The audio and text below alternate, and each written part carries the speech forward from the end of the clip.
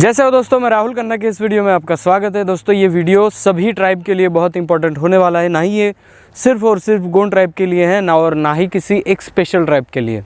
India के ही नहीं तो इंडिया के बाहर के भी ट्राइब इस वीडियो को समझ सकते हैं, देख सकते हैं। वीडियो को बनाने का मेन रीज़न ये है कि यहाँ पे अफवाहें ज़्यादा फैली है और जानकारी कम है, तो इसके आधार पर इस वीडियो को बनाया जा रहा है। दुनिया भर में आप किसी भी देश में जाइए, किसी भी प्रदेश में घूमिए, आपको कहीं ना कहीं बड़े स्तर पर, बड़े देशों में वहाँ का इंडिजिनस पीपल यानी वहाँ का ट्राइब नज़र आएगा। एक आपको इंडिजिनस पीपल आपको नज़र ज़रूर आएगा, क्योंकि वो उस देश का बहुत पहले से निवासी है और इसलिए उस देश का उसे ट्राइब कहा जाता है। और दोस्तों इस ट्राइब में बहुत सारी खूबियाँ जो नज़र आई है, हमारे जो इतिहासकार हैं, हमारे जो दर्शक लोग हैं, उन सभी को ये नज़र आया है कि सभी ट्राइब में सिमिलर बातें ये है कि वो सिंगिंग कला, उनमें इंस्ट्रूमेंट बजाने की कला, उनमें डांसिंग कला और अन्य प्रकार की वेशभूषाएँ, जो वेशभूषा बहुत सारे लोगों को खतरनाक भी लगती है। तो ऐसी वेशभूषाएँ, ऐसे डांस, ऐसे वादन, ऐसे गायन, ऐसा क्या है?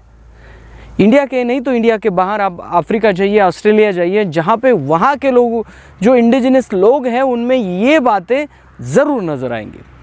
उनमें प्राकृतिक पूजा का महत्व वही नज़र आएगा। तो क्या ये गलत है? अभी इससे एक सवाल उमड़ पड़ता है कि यहाँ के सभी जो ट्राइब है वो सभी ट्राइब नाचते गाते हैं, झूमते हैं, एंजॉय करते हैं। क्या ये गलत है? और ये किसके तहत है? हम एंजॉय कब करते हैं? जब बहुत ज़्यादा खुशी होती है तब।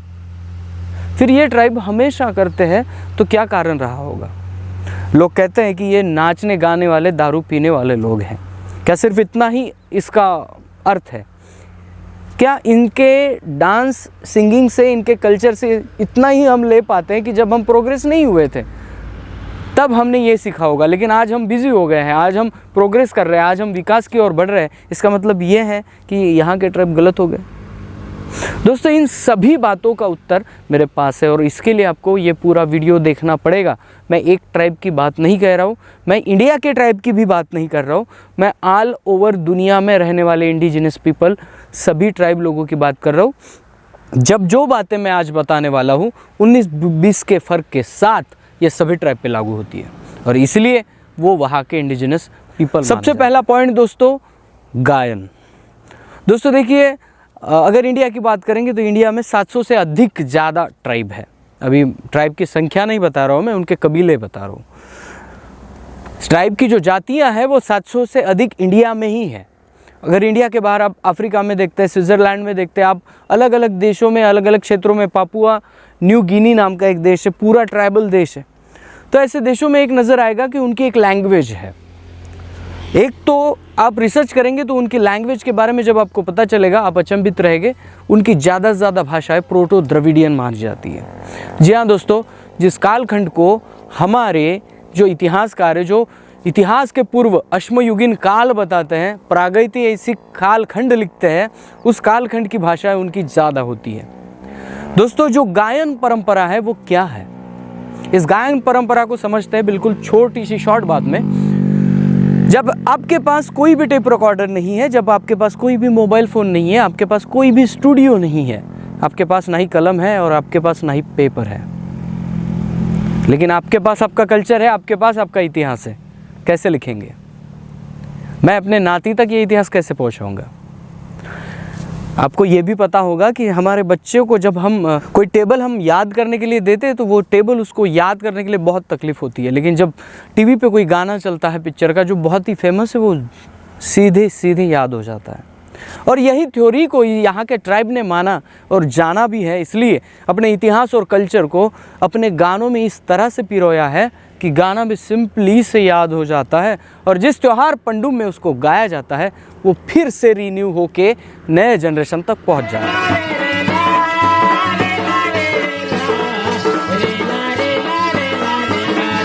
तो हर गाने में हर ट्राइब का एक अलग रिदम होता है। उदाहरण के तौर पर बता दूं कि यहाँ पे जो गोंड ट्राइब है उनके गानों में रेना रे रेना, रेला रे रेला एक रिदम शब्द आता है और हर ट्राइब में आपको ये देखने को मिलेगा कि उनके रिदमिक शब्द होते हैं, जो शब्द वहाँ के वाद्य यंत्रों पर बजाए जाते हैं।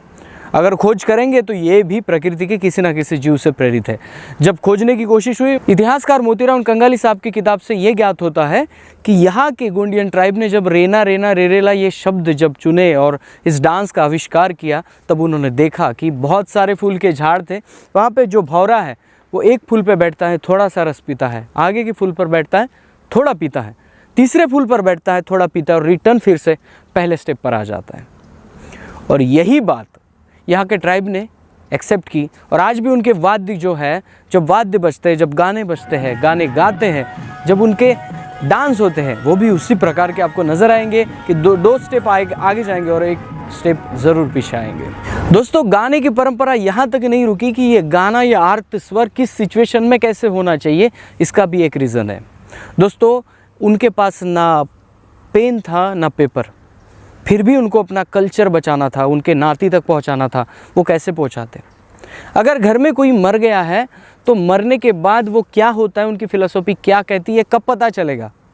इसलिए उनके हर पंडुमो त्यौहार में अलग अलग सॉन्ग्स होते हैं, अलग अलग, जिसे हम पाटा कहते हैं गोंडी में, और अलग अलग ट्राइब अपने अपने अलग अलग फेस्टिवल के गाने उसी फेस्टिवल में गाते हैं।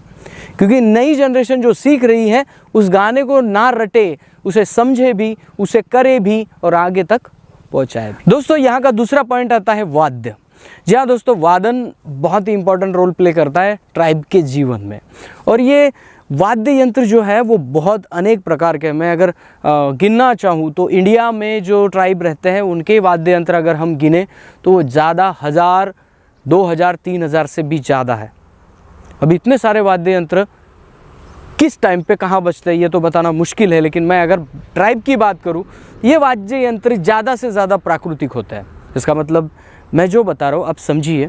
प्रकृति में कोई भी प्राणी जब चले जाता है, हो सकता है उसका शिकार हुआ हो या फिर वो बूढ़ा होकर मर गया हो, ऐसे प्राणियों के अवशेष काम में लाए जाते हैं। जी हाँ दोस्तों, जो ट्राइब हैं वो जंगलों में ही रहते हैं, तो ऑब्वियसली बात है कि जंगल के ज़्यादा प्राणी, पक्षी, वस्तु, वनस्पति को यूज़ करते होंगे और इसीलिए ज़्यादा से ज़्यादा उनके वाद्यों पे आपको चमड़ा जो मिलेगा वो किसी न किसी प्राणी का मिलेगा। जो वाद्य यंत्र बनाया हुआ मिलेगा वो पूरा प्राकृतिक मिलेगा और जिससे साउंड आएगा वो साउंड आपको कभी भी इरिटेट नहीं करेगा। दूसरी बात यह है दोस्तों कि वाद्य यंत्र भी यहाँ के प्रकृति के साउंड से भी प्रेरित है।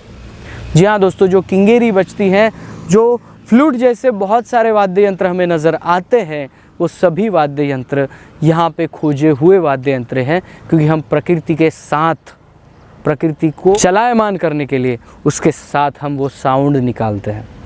दोस्तों, पॉइंट नंबर 3, नृत्य प्रकार। जी हाँ दोस्तों, नृत्य प्रकार आपके जीवन में बहुत बड़ा टर्निंग पॉइंट लाता है और ट्राइब में ये बहुत ज़्यादा पाया जाता है। लेकिन आप इसमें नोटिस नहीं करेंगे तो मैं आपको बता दूं, भारत के ही नहीं, भारत के बाहर के ट्राइब को भी आप अगर देखेंगे तो सभी ट्राइब में एक समानता है, वो है संगठित होकर रहना, संगठित होकर नृत्य करना। और दूसरी समानता यह है कि आप जिसे गलत कहते हो, आप जिसे गलत कहते हो, हम जिसे एंटी क्लॉकवाइज कहते हैं, वो उस दिशा में उनका नृत्य होता ही होता है। आप अगर जाते हो नदी पे, आपको कहीं भंवरा मिलता है तो प्लीज़ उसको वीडियो बनाएं और उसको स्लो मोशन में देखें, राइट टू लेफ्ट ही घूमेगा। आपके घर पे लगाई हुई छोटी सी बेल जो होती है, जो लता होती है जिसको फूल लगते हैं, वो भी आपको राइट टू लेफ्ट ही निकलते हुए नज़र आएंगे, क्योंकि यहाँ के ट्राइब मानते हैं कि ये दिशा जो है वो प्राकृतिक है। कभी खेत में जाइए और लेफ़्ट टू राइट कभी बैल को घुमा के देखिए, आपको समझ में आएगा बैल भी राइट टू लेफ्ट ज़्यादा घूमता है। दोस्तों, बताने का मतलब यह है कि यहाँ पे दुनिया भर के ट्राइब ने ये जो दिशा है, प्राकृतिक दिशा, इसका इस्तेमाल इसलिए किया क्योंकि वो प्रकृति के कभी भी खिलाफ नहीं जाना चाहते। आपको मैं अगर बता दूं तो 16 ढेमसा 18 वाजांग जो गोंड ट्राइब कहते हैं, उसमें 16 ढेमसा 18 वाजांग है। 18 प्रकार के वाद्य बजते हैं, 16 प्रकार के नृत्य होते हैं। 18 प्रकार के वाद्य जब बजते हैं वो पूरे आपके टुंडा मुंडा कुंडा, जन्म संस्कार से लेकर आप मर जाते हो, सभी नेंग दस्तूर के वाद्य अलग अलग होते हैं, उसके गाने अलग अलग होते हैं और नृत्य प्रकार भी उसका अलग अलग तरीके से होता है। बहुत सारे लोग कहते हैं कि ट्राइब झुक के डांस करते हैं, कभी कभी ट्राइब तो भयानक वाली वेशभूषा करते हैं और नाचते हैं, तो बाकी लोगों को बहुत ही डर लगता है। इसका उत्तर आगे की टॉपिक में है। दोस्तों, जो चौथा पॉइंट है वो चौथा पॉइंट है अभिनय का, एक्टिंग का।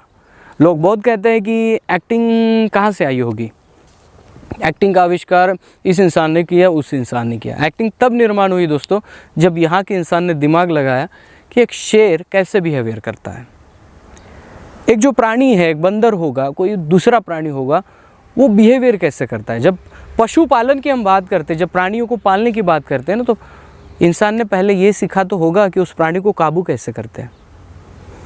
और काबू करना यानी ऑब्जर्व करना, और ऑब्जर्व करना यानी उसकी खूबियाँ को नकल करना। और यहाँ से एक्टिंग शुरू हुई दोस्तों। आप नोटिस नहीं करते, लेकिन जो ढेमसा बनता है उस ढेमसा में हर प्रकार की सिचुएशन आपको दिखाने की कोशिश होती है। उदाहरण के तौर पर बता दूं तो तेलंगाना में आदिलाबाद ज़िला और आसिफाबाद ज़िला एरिया में एतमासुर पेन को बहुत माना जाता है।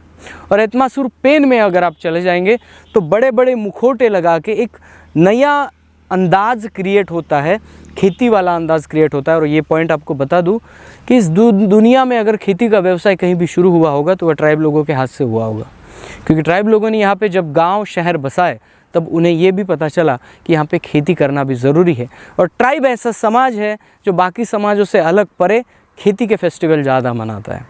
आप कहीं भी इसको नोटिस कर सकते हैं। मेरा पॉइंट ये था दोस्तों कि एक्टिंग कहाँ से शुरू हुई। एक्टिंग प्रकृति से प्रेरित है, और इस एक्टिंग को, जैसे कि आप खेती के फेस्टिवल, खेती के काम होने के बाद जब यहाँ के ट्राइब एक जगह आते हैं और उनका कोई फेस्टिवल होता है, तब खेती हो गई, खेती में कैसे काम हुआ, स्त्रियाँ कैसे झुक झुक के काम करती है, उसके बाद फसल कैसे निकली, उसके बाद हम प्रकृति को थैंक्स कैसे करते हैं, ये पूरा दृश्य उनके डांस में, नृत्य में हमें नज़र आता है, जिसे हम एक्टिंग कह सकते हैं। बहुत सारे ट्राइब लोग जब जुलूस निकालते हैं, मोर्चे निकालते हैं बड़े बड़े शहरों में, तब वो वेशभूषा करते हैं। और ये वेशभूषा इतनी डेंजरस होती है कि लोग उसके फ़ोटो निकाल के यहाँ वहाँ डाल देते हैं। लेकिन इसके पीछे का रीज़न ये है दोस्तों कि हर प्राणी के बिहेवियर को समझना और उसके अपने गोंदुला में, अपने समूह में करके दिखाना। और एक्टिंग की शुरुआत सही में यही से माने जाएगी। आप अगर आपको थोड़ा सा डाउट है तो मैं चाहूँगा कि दिवाली के समय में, दिवाली फेस्टिवल के समय में तेलंगाना के आदिलाबाद में एतमासुर पेन फेस्टिवल मनाया जाता है, जिसे लोग देव दंडार कहते हैं। प्लीज़ आप जाइए, विज़िट करिए, वहाँ का प्राचीन इतिहास जानिए, बहुत अच्छा लगेगा। और दोस्तों सबसे लास्ट पॉइंट है वेशभूषा, जिसे हम अलग अलग प्रकार का मेक ओवर कहेंगे, अलग अलग प्रकार की कपड़े परिधान करना। अभी आप मुझे बताइए कि यहाँ के ट्राइबों ने किसी एक रंग को नहीं चुना होगा। जैसे यहाँ के गोंड ट्राइब अगर आपको ज़्यादा देखें तो वो ज़्यादा इस्तेमाल में दो कलर लाते हैं, एक सफ़ेद और येलो। इसका मतलब ये नहीं है कि सप्त रंगों को वो नहीं मानते। यहाँ पे हर गोत्र में एक रंग दिया गया है। अगर ये रंग अपवित्र होते या ये रंग इनके नज़र में गलत होते तो प्रकृति को बदनाम करने जैसा होता, क्योंकि 7 रंग भी प्रकृति के सप्त रंग पवित्र माने जाते हैं। तो दोस्तों इनके वेशभूषा के बारे में चलेंगे। जब ये लोग जब शहरों में आते हैं तब शहर के लोग इनकी तरफ ऐसे देखते हैं जैसे कोई एलियन आया है, लेकिन लोग समझ नहीं पाते कि ये ऐसा परिधान क्यों करते हैं। दोस्तों देखिए, आज आपको गॉगल्स 5,000 के मिल सकते हैं, आज आपको एक शर्ट 10,000 का मिल सकता है। आप जो पार्लर में वगैरह जाते हो वो 20-30 हज़ार के आप खर्च कर सकते हो, लेकिन ट्राइबल आदमी खुद को सजाने में पैसे खर्च नहीं करता, वो प्रकृति की तरफ देखता है। एक प्राणी ने बहुत बड़ी भूमिका अदा की आपके जीवन में, इनडायरेक्टली, डायरेक्टली नहीं, इनडायरेक्टली आपके जीवन में बाघ भी अदा कर रहा है, एक नाग भी अदा कर रहा है, एक मोर भी अदा कर रहा है, एक पक्षी भी अदा कर रहा है। सभी प्रकृति के इर्द गिर्द चक्र में है और वो एक दूसरे को हेल्प कर रहे हैं इनडायरेक्टली। वो प्राणी जब बुढ़ा होकर मर जाता है तब उनके पंख को सर पे सजाया जाता है, तब उनके अवशेषों को कहीं ना कहीं शरीर पे धारण किया जाता है, और वो इस वेशभूषा के साथ एक मैसेज देते हैं। वो मैसेज ये है कि प्रकृति के चक्र के साथ ही मानव को चलना चाहिए। अगर उसके विरुद्ध में चलेंगे तो आज आप देख सकते क्या हो सकता है। दोस्तों कहने का तात्पर्य यह है कि पहला अपना मुद्दा था सिंगिंग, गायन, वादन, नृत्य, अभिनय और वेशभूषा। इन 5 बातों को लेकर ट्राइबल आदमी अपना कल्चर को लेकर चल रहा है, लेकिन बात यह है कि लोगों की गलतफहमियां बहुत ज़्यादा है, और इस गलतफहमियों को लेकर लोग अनाप शनाप इन लोगों के बारे में बताते हैं, लेकिन डीप में जाने की कोशिश नहीं करते। भारत के ही नहीं तो भारत के बाहर के ट्राइब भी आप सभी को एक ही मैसेज देना चाहेंगे, वो ये है कि आप प्रकृति के साथ चलिए। प्रकृति से जो प्रेरित है, प्रकृति से जो आ रहा है, उसे स्वीकार करिए, क्योंकि वो ऐसा एक नॉलेज है, वैसा एक ज्ञान है। प्रकृति एक ऐसे ज्ञान का झरा है जहाँ से आपको जो नॉलेज मिलेगा उसमें कहीं मिलावट नहीं नज़र आएगी, वो निष्पक्ष होगा और उसी नॉलेज को लेकर आप अपने जीवन में उतार सकते हैं, जैसे कि यहाँ के ट्राइब के पुरखों ने किया। भले वो दिखने में आपको अजब दिखते हो, लेकिन उनके जगह अगर आप मैसेज देखना चाहेंगे तो बहुत ही बड़े और तर्कशील मैसेज होते हैं। दोस्तों, कहना यही चाहूँगा इस वीडियो के ज़रिए कि जब भी आप कभी किसी ट्राइब का वीडियो नाचते गाते जब किसी प्लेटफॉर्म पे शेयर करें, फेसबुक पे हो, यूट्यूब पे हो, कहीं पे भी आप शेयर करें, तब उनको उनके कल्चर के साथ रिस्पेक्ट देना सीखिए, क्योंकि वो अपना कल्चर बचाए हुए हैं। वो प्रकृति को कैसे बचाना है, उसका संरक्षण कैसे करना है, ये भी जानते हैं। और शायद इसलिए आज जो ऑक्सीजन हम तक पहुंच रही है, शायद उनकी बदौलत होगी, क्योंकि अगर अंग्रेज़ों के टाइम में जंगल तोड़ने के लिए इन लोगों ने विरोध नहीं किया होता तो दोस्तों 20% जंगल आज तक ख़त्म हो जाता। और आज गवर्नमेंट भी उसी काम में लगी हुई है कि जहाँ पे आदिवासियों का एरिया है, जहाँ पे ट्राइब लोगों का डीप एरिया है, उस एरिया में जाकर वहाँ से उन लोगों को हटाकर वहाँ कारखाने, बड़ी बड़ी फैक्ट्रियाँ खड़ी की जा रही हैं। लेकिन दोस्तों, जब ये दुनिया यहाँ के ट्राइब के कल्चर को अंदर से समझने की कोशिश करेगी, तब जाके प्रकृति बचाने का जो अर्थ है वो पूरी दुनिया में फैल जाएगा। लेकिन बात यह है, ट्राइब को हर कोई आदमी यूज़ करना चाहता है, लेकिन उनको समझना नहीं चाहता। और इसी वजह से इंडिया ने UNO को कहा था कि भारत में ट्राइब नहीं है। सो दोस्तों, बहुत बड़ी बात है। तो इस पांचों पॉइंट को आप ज़रा याद रखिए, इसको देखिए, समझिए, और आज के बाद किसी ट्राइब को गलत कहने से पहले एक बार ज़रूर सोच लेना। दोस्तों, वीडियो पसंद आता है तो लाइक शेयर कमेंट कर देना। मिलते हैं अगले वीडियो अगले टॉपिक के साथ। तब तक के लिए जय सेवा, जय जोहार, जय आदिवासी, जय गोंडवाना, जय भीम।